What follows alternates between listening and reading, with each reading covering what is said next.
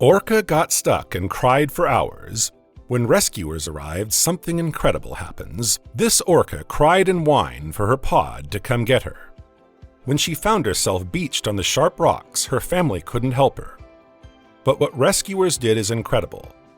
The last place you would expect to see an orca is on dry land. But that was what Eric Keane found when he went to investigate strange sounds he heard while sailing the seas around British Columbia. Early July 1st morning in 2015.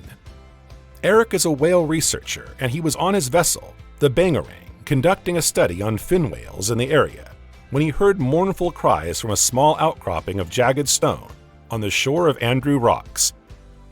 A young orca was in obvious distress, wedged between sharp rocks, increasingly out of the water, according to Save Our Seas, Janie Ray, and Herman Mutter.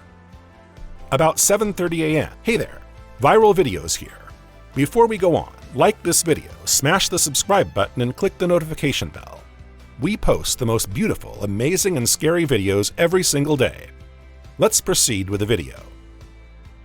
Eric called the local environmental group Whale Point to tell them what he had found.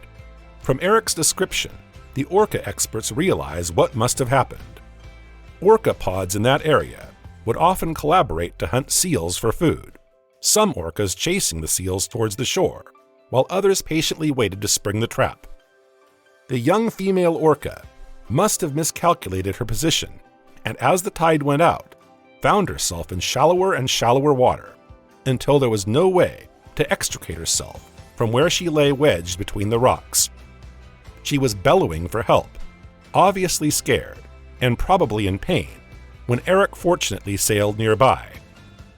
Eric was well known to Janie and Herman, often working closely with them on their research. They were traveling back from Hartley Bay towards their base when he alerted them to the young orca's plight. Janie and Herman knew that time was of the essence and that they would need all the help they could get. And so, as they raced north to join Eric in Squally Channel, they also contacted Gitga's Guardians at Hartley Bay and Fisheries and Oceans Canada DFO, both marine organizations, to alert them to the young orca's desperate situation. Meanwhile, Eric and his crew approached the orca to see whether they could help her get off the rocks. They did not get too close to her at first to avoid startling her and causing her to hurt herself while possibly trying to get away. The reality of the situation was that if they had tried to lift her off the rocks or to pull her, they would have injured her very badly because the rocks were covered in barnacles, which could have cut her skin. As it was, she was bleeding a little from her pectoral area and her tail.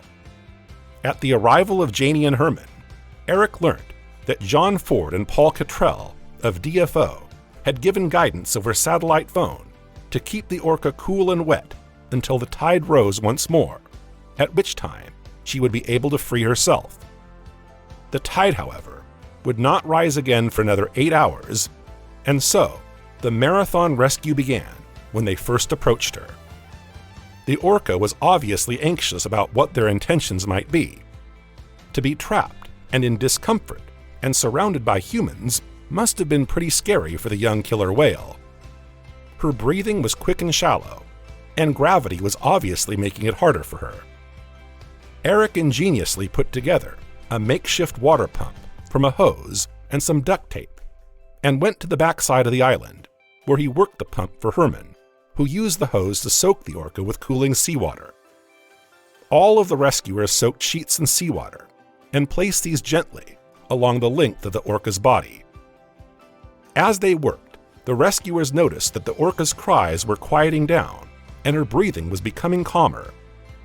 It seemed the humans had won the orca's trust, as they were the ones comforting her, while her own family could only stay in the waters nearby and called to her. The rescuers took turns to pump the seawater over the young orca and to replace the sheets covering her with freshly sea-dipped cooler sheets. They could see that the orca's calf dorsal was getting dry, and so used a pillowcase from Eric's boat to wet the seawater and cover the fin all morning. The weather had fortunately been gray and overcast. However, as the sun rose to its zenith at noon, the cloud cover dispersed, and the heat of the day began in earnest. Everyone worked tirelessly to keep the orca cool and wet. Working in shifts, the humans carefully took care of the orca, as if she had a fever, replacing the drier, warmer coverings for cooler, wetter ones all the time. Dousing her with seawater from the pump, making sure she would not dry out from the heat of the sun. The rescuers could not help thinking how bad things might have been for the young female orca had Eric not heard her cries. Until this point, the rescuers had not placed anything over the orca's head, as they did not want her to panic. Her sight suddenly taken away, she could have felt even more vulnerable. However, the fierceness of the sun made it absolutely necessary to protect the orca's delicate skin from the heat and dryness. Janie describes how she watched one of the team approach the orca, inching his way slowly into the water, in front of her head, and delicately placing a wet, cool sheet over her head, taking great care not to cover her blowhole. This orca's youth and relatively small size were in her favor. She was only 9 years old. The average life expectancy in the wild is between 30 and 50 years, and around 7,000 pounds, 3,175 kilograms in weight. True, this is the weight of your average hippopotamus or rhinoceros, or 7 cows, if you can visualize that better. But a fully grown male can weigh up to 16 pounds, 7,257 kilograms. Had this beached orca been older and bigger, the pressure on her lungs would have been greater, and she may well not have lived until the next tide. The water pump eventually broke. There was no fixing it, no matter how much duct tape Eric used. This could have been a devastating blow. But just at that moment, the sea began to rise again.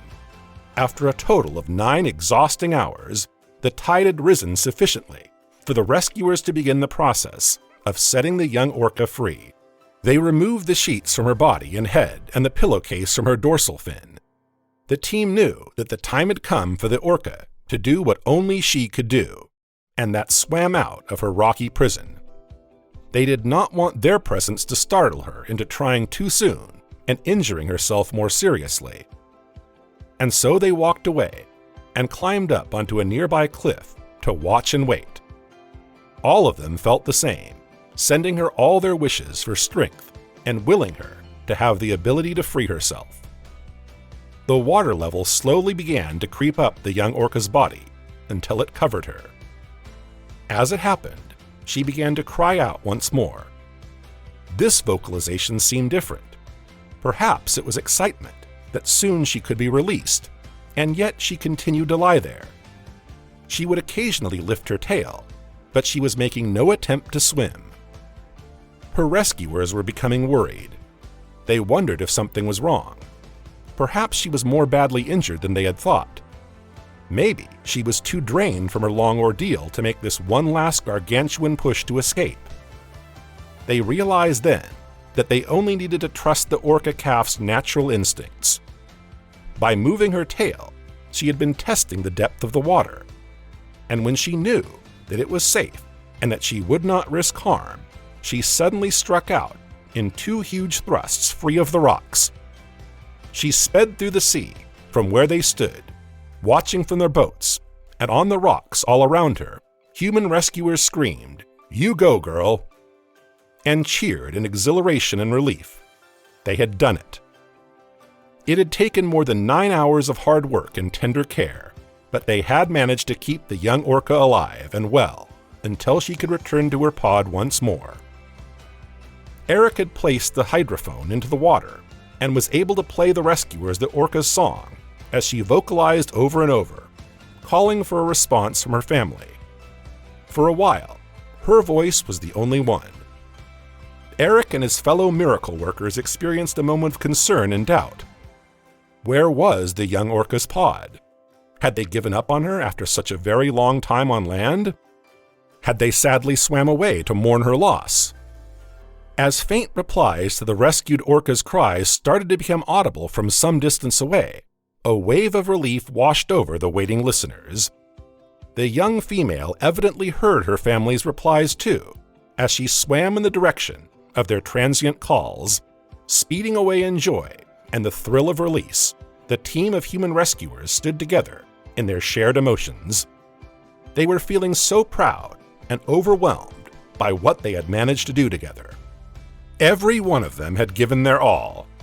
They sighed with relief and knew that what they had experienced that day would stay with them all for as long as they lived. What a great ending! What did you think of this story? Let me know your thoughts in the comments. Like the video and subscribe. See you next time!